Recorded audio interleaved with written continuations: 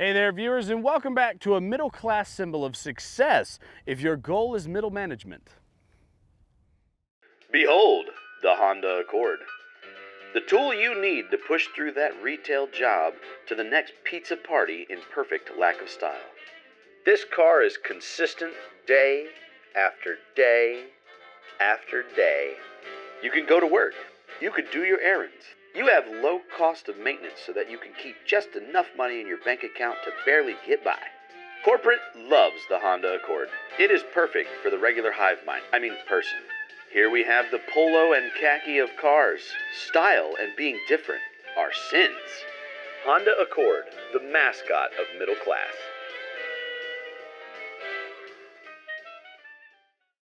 It's really not that hard to talk about a Honda Accord because everyone has ever known someone who has one of these. You probably have one. There's 4 of them living on your block. If you have an apartment complex, there's 47 of them in the parking lot. These are everywhere, and there's a good reason for it. This is a decent car. It's not a great car, it's a decent car. A great car would be a Toyota Camry, but a Toyota Camry costs twice as much as this now.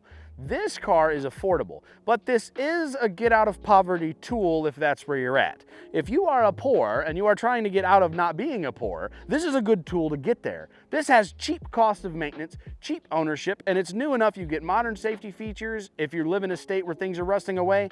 This bracket of car, not necessarily this one's an 07, but this bracket of car can still be relatively rust-free to still pass those state inspections. These cars are cheap, and by cheap, I mean sub $5,000 to find a really, really good one. I'm really happy with that. Here's a bunch of them I'm finding for like 2,500 bucks. Look at these. They're everywhere. They're cheap. And over the previous generation's Honda Accords, these are better. We got a narrowed front end. It's a little more sporty, although styling really wasn't the purpose of this car. We've got improved door handles over the last ones. I haven't broken any of these off yet, so I'm really happy with these. The door panels don't fall off like the previous generation, but they are really weak. Whenever I open the driver door, I stick my foot out to keep it open while I get my ass out of the car. I ended up cracking the little pocket thing they got there. Tires are standard size. You can find them absolutely everywhere. They're cheap, they're easy to buy. Brake pads everywhere. Now, when you do go to buy brake pads, if you're working on this car yourself, which I do recommend, this is simple enough, you can do it yourself. You can. This is a DIY friendly car. When you go to buy brake pads, you do need to know EX, LX, DX, whatever other nonsense they have depending on your year. Honda is super picky about that. The DX, LX, EX, all that did change what brake pad it had. It's incredibly annoying. Exterior, the paint, this one, gold, silver, and there was one more color I can't remember. I'll put it up here. Those colors, the paint held up really, really well. Then you have red and the black ones, the white ones, and the really bright, bold, deep colors, they kind of fell off. The paint would peel. You got this horrible clear coat peeling situation. So you see a lot of silver ones, gray ones, that's another one that's kept together well, and a beige sand colored one still on the road. This is the better of the paints if you care about the exterior appearance. Not that there's anything wrong with the other ones, it's the same car underneath. Just the paint did have a lot of trouble back in these days, especially if you live in a hot, very sunny climate like we do, like Georgia. These get absolutely baked.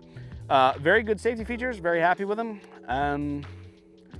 It's kind of just a car. It's really a very reliable car for cheap. It's half the price of a Camry. Won't go a million miles. I think you get 300,000 out of it. Will you want to be in this for 300,000 miles though? Let's talk about the interior. Okay, in here, they did an okay job, but that's all they did, an okay job.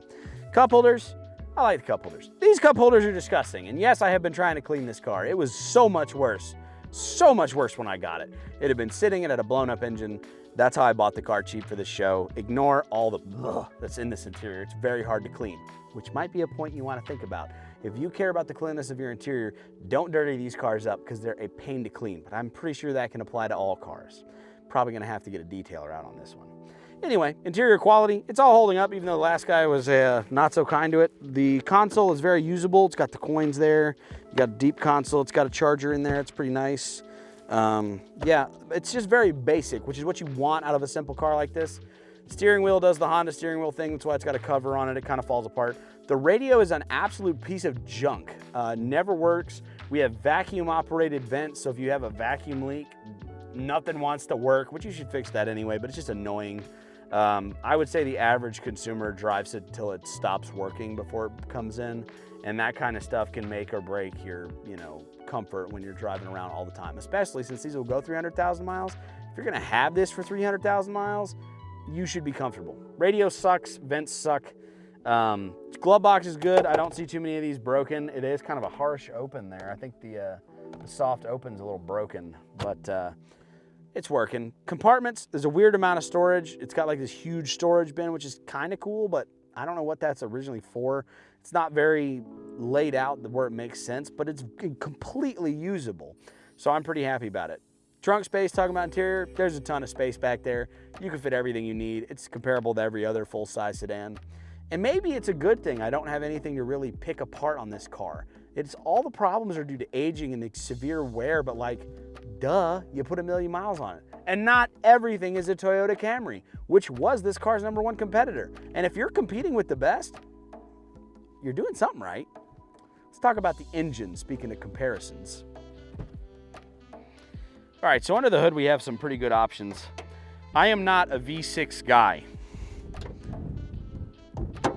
I really appreciate a 4-cylinder engine, especially one that's got a lot of torque. It feels very, I've heard lots of people say zippy, but that feels like an accurate description of this car. It has get up and go. It's very efficient. It's got VTEC, yo, yeah. This is the 2.4. I like this one a lot. The V6 option you got in 07 was the 3.0. It has a timing belt.